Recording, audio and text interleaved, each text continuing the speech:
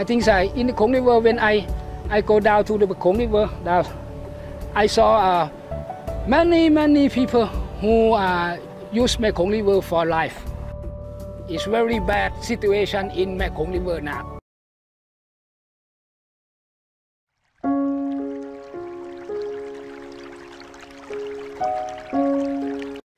Social and environmental justice are two concepts based on equal participation and fairness.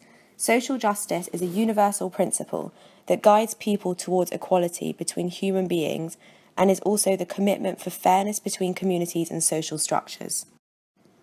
Environmental justice is not simply the equal participation of people in environmental decision-making, but also a basic human right that environmental degradation should not affect more the marginalised and impact some communities more than others.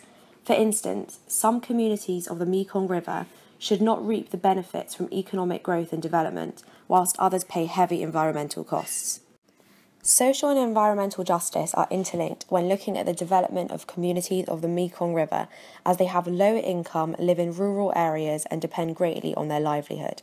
Therefore, any environmental degradation will directly impact the people and social justice. The living environment of communities is critically important to their quality of life, and that is why there cannot be any social justice without environmental sustainability. Environmental justice is thus critical for development and the UN Millennium Development Goals.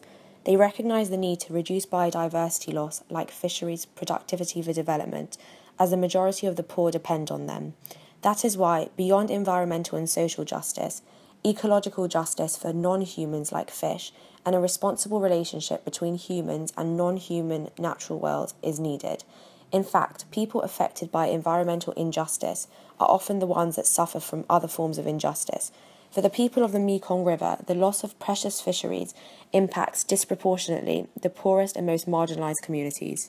The Mekong River has diverse wildlife in a natural landscape and communities with distinct cultural heritages.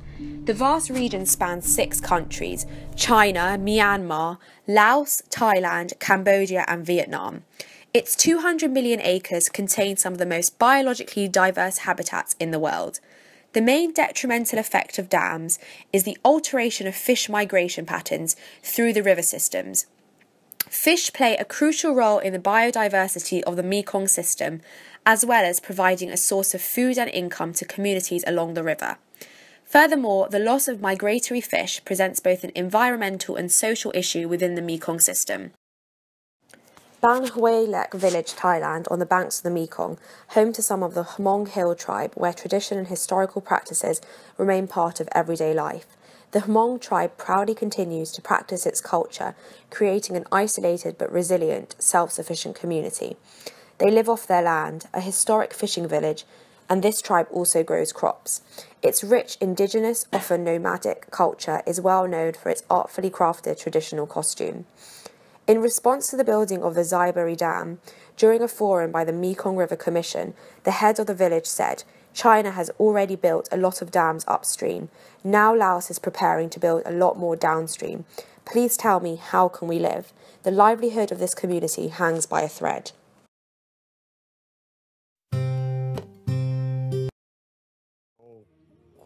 เคยดำรงชีวิตอยู่แถวนี้มันอาศัยแต่ทรัพยากรหาอยู่หากินธรรมดาบ่ได้ซื้อได้แลกจักเทื่อแต่ก่อนมาเดี๋ยวนี้มันก็ถ้าบ่ซื้อบ่ได้กินบัดนี้ซ่องทางซ่องหาง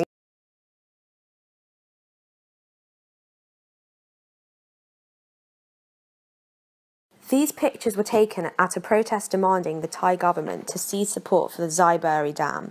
One of the locals expressed that the dam is killing us. According to the International Rivers Conservation Group, if completed, the Zaibari Dam would block critical fish migration routes for dozens of species as far as northern Thailand. The dam would destroy the river's complex ecosystem, which serves as a significant fish habitat for local and migratory species. Its role may be changing, but for all of human history, the Mekong has been the provider.